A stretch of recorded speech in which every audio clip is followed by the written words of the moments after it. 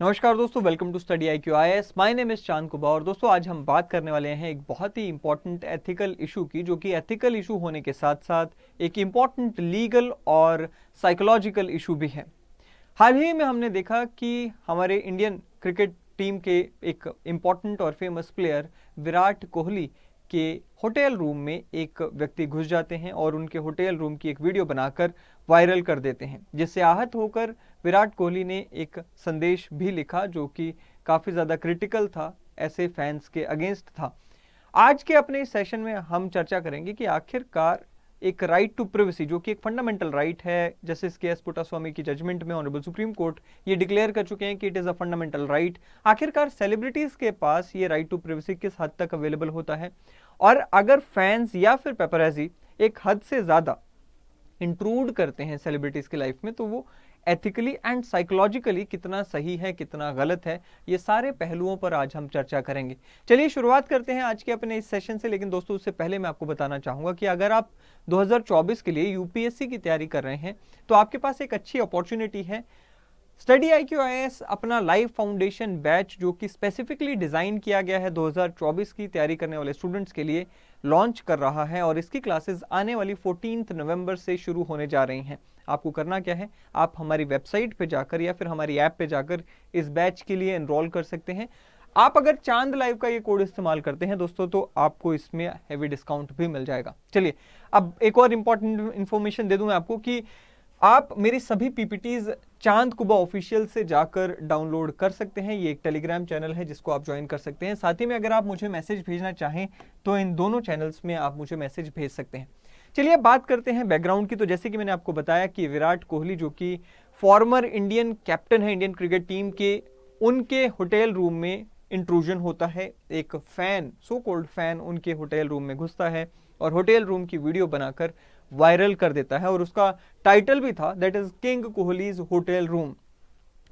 Natural सी बात है कि यहां पर it is a clear cut case of infringement of privacy. एक इंडिविजुअल के नाते सेलिब्रिटी की भी प्रिवेसी होती है और उसे इन्फ्रिंज किया गया है, जो कि विराट कोहली को पसंद नहीं आती है, जिसके अगेंस्ट उन्होंने अपने विचार प्रकट किए। नाउ सबसे पहला इशू कि what is privacy of a person, यानी कि प्राइवेसी है क्या बेसिकली। देखिए जनरल सी लैंग्वेज में आपके साथ मैं शेयर करूंगा, बहुत ही सिंपल लैंग्वेज में आपको बताऊंगा। प्रिवेसी मींस तीन एस्पेक्ट यहां पर हमें देखने को मिलते हैं। That is right to be free from interference and intrusion, यानी कि इंटरफेरेंस, दखल अंदाजी से छुटकारा, फ्रीडम। साथ ही में है to associate freely with whom ever you want, जिसके साथ आप मर्जी जुड़ना चाहें, चाहे वो रोमांटिक रिलेशन हो, प्रोफेशनल रिलेशन हो, किसी और को इससे मतलब नहीं होना चाहिए, इस चीज का आपको फ्रीडम होना चाहिए। एंड तीसरा है to be able to control who can see और यूज इंफॉर्मेशन अबाउट यू, जो कि यहां पर इंफ्रिंजमेंट भी हमें देखने को मिला कि कोहली के रूम में वो घुस जाते हैं। ऑलराइट, सो यहां पर ये भी एक राइट टू प्रिवेसी का ही एस्पेक्ट है, यानी कि आपके कंट्रोल में होना चाहिए कि कौन आपकी प्राइवेट इंफॉर्मेशन को देख सकता है, कौन आपकी प्राइवेट इंफॉर्मेशन को यूज कर सकता है ना। ये है एक सिंपल सी definition of right to privacy of a person की। अब इसमें भी हमें देखने को मिलता है कि different categories of private information आ जाती है। कैसे different categories of private information होती है, चलिए देख लेते हैं। सबसे पहले तो हमें प्राइवेट कम्युनिकेशन की हम बात करते हैं। देखिए हम व्हाट्सएप यूज करते हैं, तो हमारी जो कम्युनिकेशन होती है वो एनक्रिप्टेड होती है, ताकि हमारी व्हाट्सएप की जो कम्युनिकेशन किसी दूसरे व्यक्ति के साथ हो रही है वो सेफ एंड सिक्योर रहे हमारे बीच में, और उस व्यक्ति तक ही रहे जिसके साथ हम कम्युनिकेशन कर रहे हैं, उसके अलावा बाहर ना जाए, लीक ना हो, हैकिंग ना हो। सो कम्युनिकेशन की प्रिवेसी एक तरह की इंफॉर्मेशन प्रिवेसी होती है। दूसरी प्रिवेसी होती है प्रिवेसी ऑफ द बॉडी, जिसमें ये सब आ जाता है कि आपका वेट कितना है, आप क्या खाते हैं, साथ ही में आपकी मेडिकल रिपोर्ट्स में क्या है, आपकी मेडिकल कंडीशन क्या है, ये सब आपकी बॉडीली प्रिवेसी आ जाती है। फिर आती है आपकी personal privacy. Personal privacy refers to those categories of information which refer to only the specific person, जैसे कि आपका नाम, आपका पता, साथ ही में आपके फाइनेंशियल इंफॉर्मेशन, यानी कि आपकी स्पेसिफिक एक पर्सन से जुड़ी हुई जो इंफॉर्मेशन होती है, जैसे कि मेरा घर कहाँ है, मेरे घर में कौन कौन है, मेरे फैमिली मेंबर्स कौन है, या फिर मेरे बैंक में कितना बैलेंस है, ये सब चीजें जो है ये पर्सनल इंफॉर्मेशन में आ जाती हैं। Now this is again a different category of private information. And उसके बाद आता है information about one's possessions. So again कि मेरे पास कौन सी प्रॉपर्टी है, कौन सी प्रॉपर्टी मूवेबल है, कौन सी इमूवेबल प्रॉपर्टी है, मैं कौन से ब्रांड के कपड़े डालता हूं, ये सारी जो इन्फॉर्मेशन है ये सारी की सारी किस में आ जाती है, information about one's possessions. So again अगर हम उस वीडियो की बात करें जो कि वायरल हुई, जो कि हमने विराट कोहली के रूम की वीडियो देखी, उसमें साफ साफ नजर आ रहा है कि कौन से ब्रांड के कपड़े वो यूज करते हैं, या फिर उनके सूटकेस में क्या क्या है, कौन सा जो उनके बिलोंगिंग्स है basically, which should not have been anyone's business, but वो वहां पर सबको नजर आ रहा है। ऑलराइट, सो ये 4 तरह की इंफॉर्मेशन है जो कि प्राइवेट इंफॉर्मेशन है, जिसपे हर व्यक्ति का राइट टू प्रिवेसी एग्जिस्ट करता है, बी इट अ सेलिब्रिटी और be it a commoner. Alright, so that is there. अब होता क्या है, अगर किसी की प्रिवेसी इन्फ्रिंज होती है तो उसका क्या इंपैक्ट होता है, तो यहां पर मैंने लिखा है the effect of an individual can be summarised as a loss of dignity and spontaneity as well as threat to freedom and the right to privacy. So dignity का सबसे बड़ा लॉस होता है। Sometimes you can be embarrassed अगर आपकी private information public domain में आती है। इनफैक्ट समटाइम नहीं, मोस्ट ऑफ द टाइम्स हमें देखने को मिलता है कि आपकी प्राइवेट इंफॉर्मेशन अगर पब्लिक डोमेन में आ जाती है आपके बिना परमिशन के, आपके बिना चाहे, तो वो आपके लिए एम्बेरसमेंट का इशू बन जाती है, आपकी डिग्निटी को हर्ट करती है, एंड आपको फ्रीडम और आपका जो राइट टू प्राइवेसी है वो इन्फ्रिंज होता है। राइट नाउ, अब दूसरा सवाल कि अगर कॉमन मैन के पर्सपेक्टिव को छोड़ दें, सिर्फ सेलिब्रिटीज की ही बात करें, तो who is a celebrity? First of all, celebrity को आप डिफाइन कैसे करेंगे? लीगल एस्पेक्ट से भी थोड़ा सा हम इसे देखेंगे। नाउ, सेलिब्रिटी जो है शब्द एक लैटिन वर्ड से आया है जो कि है सेलिब्रिटेटम, which means the condition of being famous. Now इसमें सभी लोग आ जाते हैं। पहले से एक बहुत ही वाइडर डेफिनेशन ये बन चुका है। इसमें पहले हम देखते थे जो मूवी स्टार्स होते थे या फिर सिंगर्स वगैरह होते थे, वो सब आते थे, लेकिन अब ये डोमेन बहुत बड़ा हो चुका है। इनफैक्ट टीचर्स भी इसका हिस्सा हैं, एक्टर्स हो गए, authors, artist, politicians, models, athletes, musicians, singers, television personalities और इनफैक्ट बिजनेस एग्जीक्यूटिव्स, पॉलिटिशियंस, ये सब जो हैं ऐसे सभी लोग जो कि those who seek to capture public attention and those who succeed in capturing public attention, ये सभी के सभी लोग सेलिब्रिटी की कैटेगरी में आ जाते हैं। नाउ एक चीज और इंपॉर्टेंट है दोस्तों कि सभी लोग कोशिश करते हैं कि वो फेमस हों, लेकिन क्या सभी के सभी लोग सेलिब्रिटी बन जाते हैं? ये डिपेंड करता है पब्लिक परसेप्शन के ऊपर। So ultimately it is the matter of public perception. So आप यहां पर ये नहीं कह सकते कि सेलिब्रिटी के पास 100% कंप्लीट इम्यूनिटी है या कंप्लीट फ्रीडम ऑफ प्राइवेसी है। कहीं ना कहीं अगर आप पब्लिक से अटेंशन सीक कर रहे हो तो आप कहीं ना कहीं खुद को एक्सपोज ही कर रहे हो, एंड पब्लिक की परसेप्शन का ही सारा ये खेल है। सो आप ये 100% कह सकते हैं कि कुछ हद तक सेलिब्रिटी की जो प्राइवेट लाइफ होती है और जो पब्लिक लाइफ है उसमें लाइंस ब्लर भी हो जाती हैं, बट किस हद तक, यही आज का हमारा मेन मुद्दा है। Alright, so that is there. Now privacy rights of celebrities. Now एक चीज को समझकर चलें कि हमेशा यहां पर एक टसल देखने को मिलता है। जो फैंस होते हैं, जो पेपराजी होते हैं, जो आम जनता होती है जो कि एक सेलिब्रिटी को चाहते हैं, वो सेलिब्रिटी के साथ पर्सनल बॉन्ड एस्टैब्लिश करना चाहते हैं। They want to have a connection with the celebrity, so personalize the celebrities and they become curious about every personal aspect of their life. So हर जो सेलिब्रिटीज का फैन होता है या पेपराजी होते हैं वो क्यूरियस हो जाते हैं सेलिब्रिटी की लाइफ को लेकर, जानना चाहते हैं कि वो कैसे घूमने जाते हैं, कहाँ घूमने जाते हैं, किसके साथ जाते हैं, क्या खाते हैं, क्या पहनते हैं, ये सब जानना चाहते हैं, पर्सनल लाइफ के बारे में जानना चाहते हैं। जबकि सेलिब्रिटीज जो हैं they have a hard time to prevent their private information which they do not want to share with others. So celebrities जो है ना वो try करते हैं to control their personal informations, since the disclosure of the same might put them in the situation of embarrassment or humiliation resulting in the feeling of insecurity. So ये एक द्वंद्व एक देखने को मिलता है हमेशा, जो कि सेलिब्रिटी एंड उनके फैंस या फिर पेपराजी में देखने को मिलता है। ना एक बहुत ही इंपॉर्टेंट केस हुआ था जो कि 1942 का यूएस का केस है, जहां इस केस का नाम था बार्बर वर्सेस टाइम्स इंक। उस समय में एक महिला के डिलीवरी के समय उनके ऑपरेशन रूम में ही, डिलीवरी रूम में ही एक फोटोग्राफर ने फोर्सफुली घुसकर और फोटो क्लिक करके उसे अखबारों में छाप भी दिया, बेसिकली प्रिंट में भी आ गया वो। उसके बाद ये केस वहां पे पहुंचता है कोर्ट में। कोर्ट ने इस केस में ये कहा था कि भाई सेलिब्रिटी का भी राइट टू प्रिवेसी है, और अगर आप वो प्रिवेसी के राइट को इन्फ्रिंज करते हैं तो आपको कॉस्ट उसकी पे करनी होगी। सो अराउंड उस समय में $3000 का फाइन लगाया गया था उस पर्टिकुलर न्यूज़पेपर के ऊपर। ऑलराइट, सो ये आप यहां पर पढ़ सकते हैं।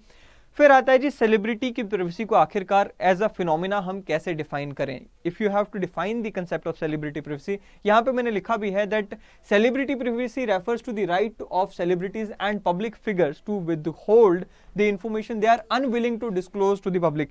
नाउ प्लीज अंडरस्टैंड, जैसे कि मैंने आपको शुरू में ही कहा कि सेलिब्रिटी है, अगेन पब्लिक से अटेंशन चाहता ही है सेलिब्रिटी, तभी सेलिब्रिटी है, और पब्लिक की अटेंशन का ही सारा खेल है। बट यस, कुछ इंफॉर्मेशन फिर भी ऐसी रह जाती है, इनफैक्ट काफी इंफॉर्मेशन फिर भी ऐसी रह जाती है जो कि सेलिब्रिटी कंट्रोल में रखना चाहता है, नहीं शेयर करना चाहता। फॉर एग्जांपल, कोई सेलिब्रिटी है जिसे काफी बैड हैबिट है, ड्रग्स का एडिक्शन है या कुछ भी ऐसी हैबिट है जो कि वो नहीं शेयर करना चाहता, क्योंकि उसे लगता है कि ऐसा शेयर करने से उसकी रेपुटेशन को डैमेज हो सकता है, तो वो सब उसकी प्रिवेसी के अंदर आ जाता है।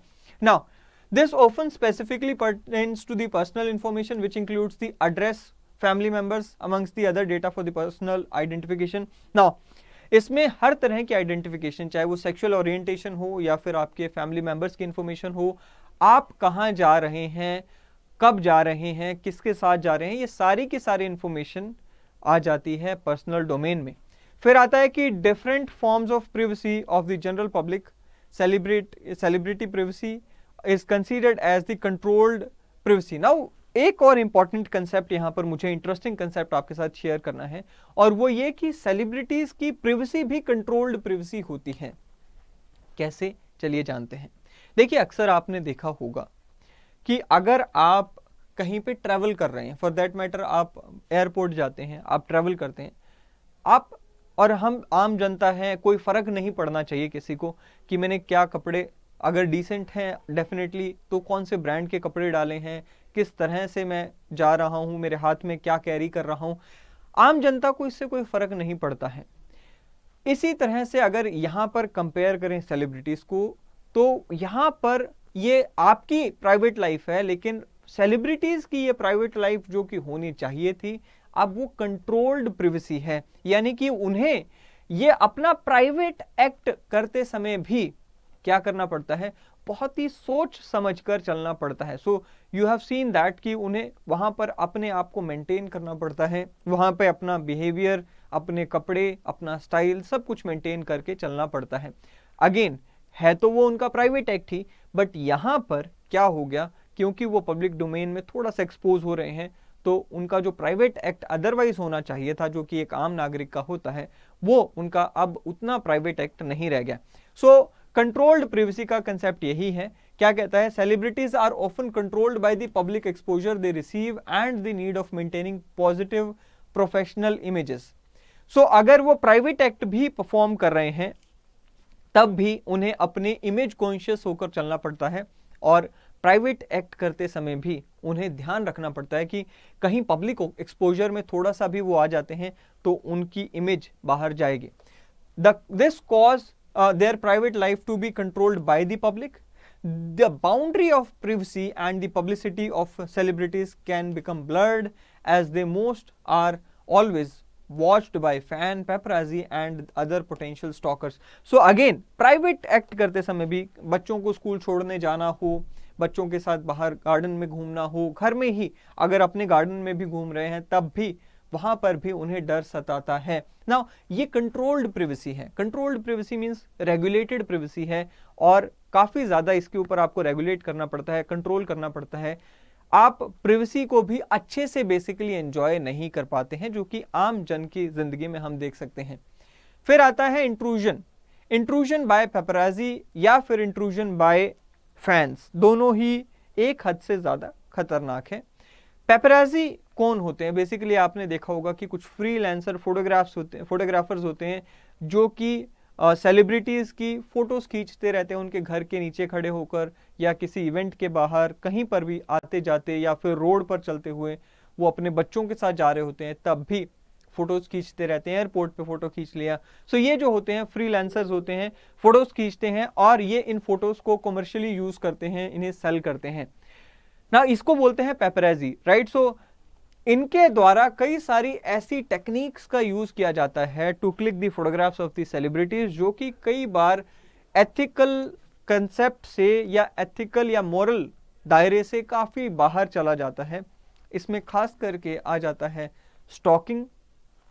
कई बार आप देखते हैं कि सेलिब्रिटी के मना करने के बावजूद भी यहां पर छुप के या फिर डिसीटफुली फोटोग्राफ्स खींची जाती हैं।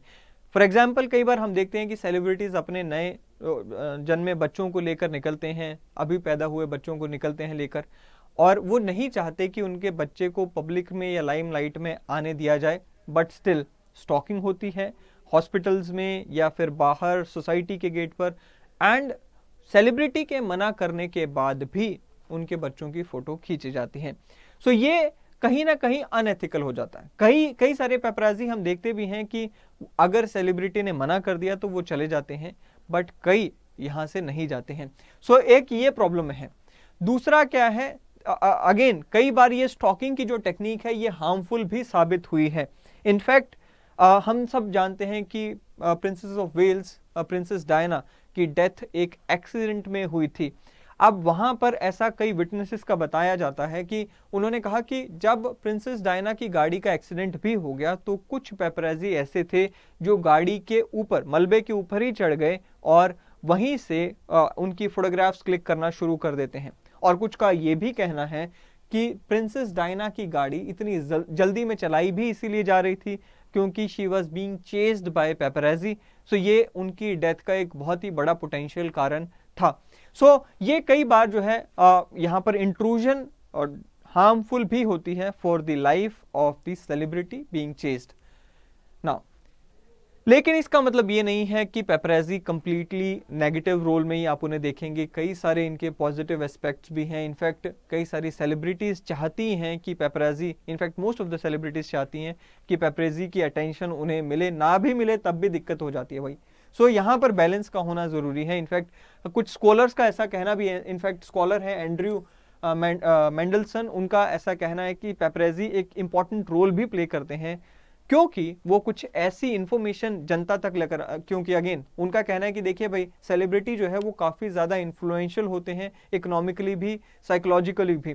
सो वो जो अपनी बाहर इमेज मेंटेन करके रखते हैं, क्या पर्सनल लाइफ में भी लगभग वैसे ही हैं, इस चीज को पेपराजी हमारे तक लेकर आते हैं। सो कहीं ना कहीं इनको डिफेंड करते हैं scholar Andrew Mandelson. Alright, now फिर आता है जी इंट्रूजन बाय फैंस।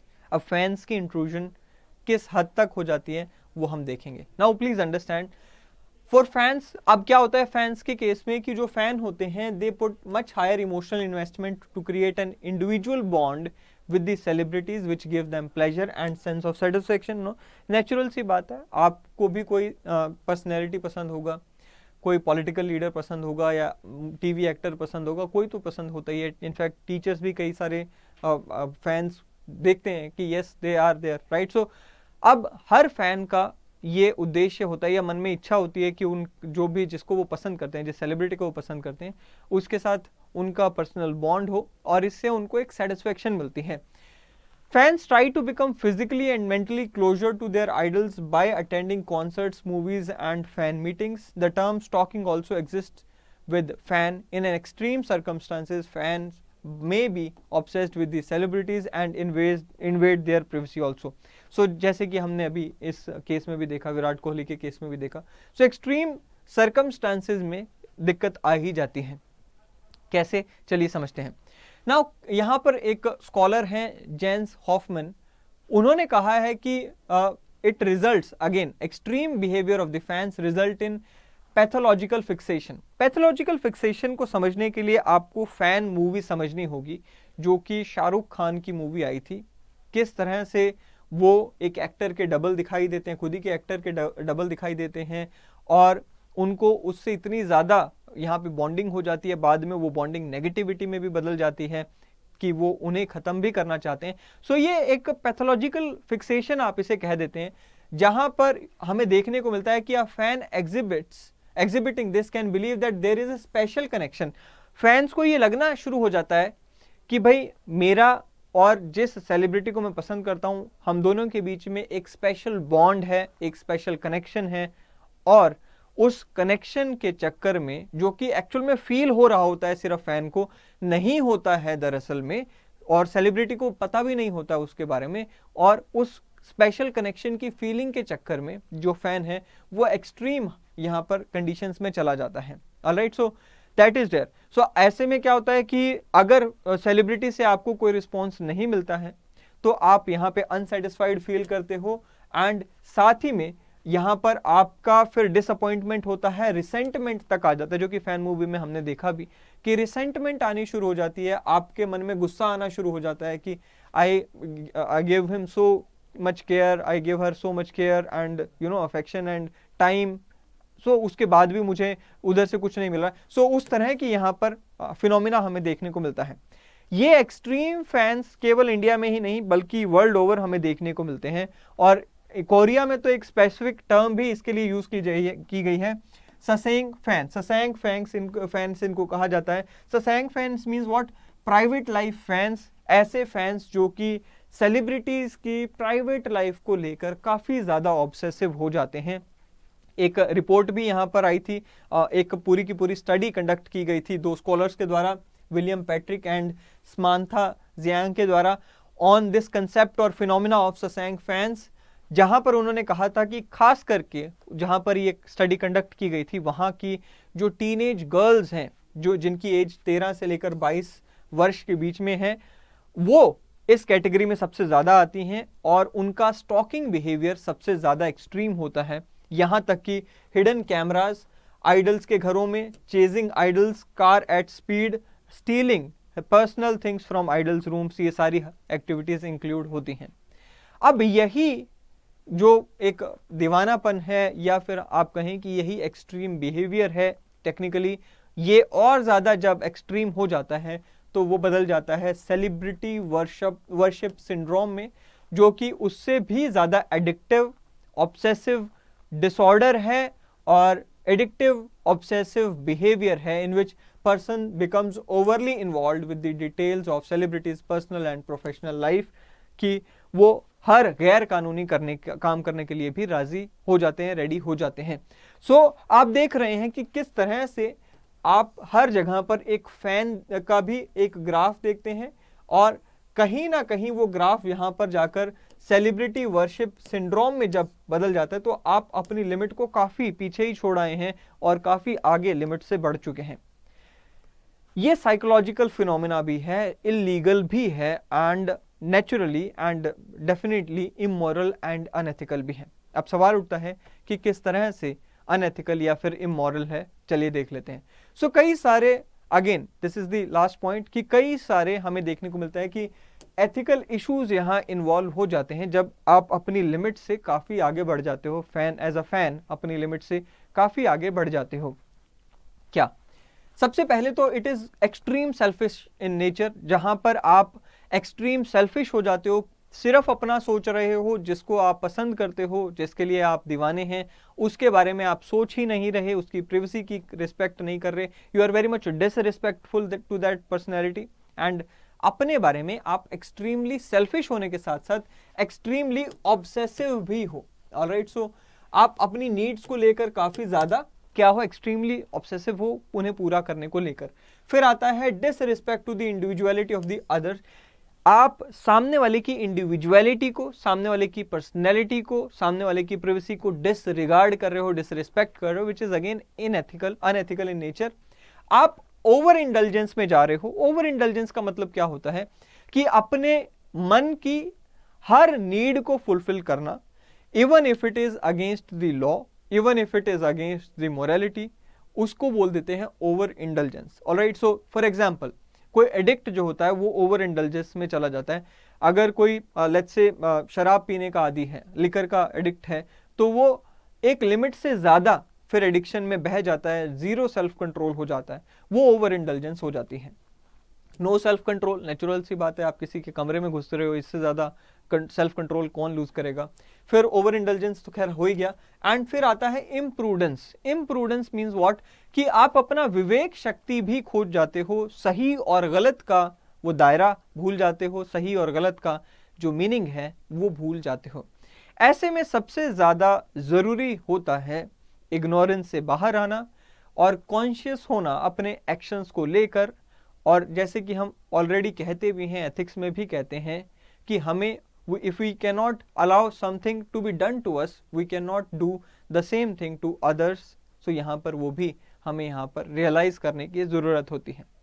ओके, सो ये था आज का हमारा मुद्दा। आई होप कि आपको इस मुद्दे से काफ़ी कुछ सीखने को मिला होगा। आपके एग्जामिनेशन में अगर ये टॉपिक आता है तो आई एम क्वाइट श्योर कि आप इसके ऊपर काफ़ी कुछ लिख कर आ सकते हैं। अगले सेशन में फिर एक बार मिलेंगे दोस्तों। Till then thank you and have a great day ahead.